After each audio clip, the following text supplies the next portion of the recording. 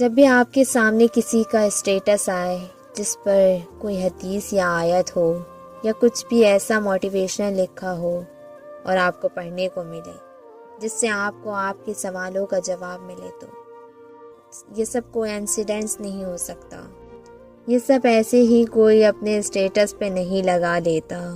وہ جو اوپر والا عرش پر مستوی ہے، ہمارا رب ہے نا، وہ آپ کی دلوں کی کیفیت سے بخوبی واقف ہوتا ہے۔ عرش والے کی طرف سے زمین والوں کو جواب ملتے ہیں۔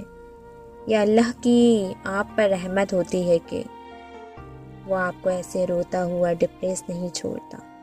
وہ کسی نہ کسی کو سبب بنا کر اپنے پیارے بندوں کو انڈائریکٹ تسلیاں ضرور دیتا ہے۔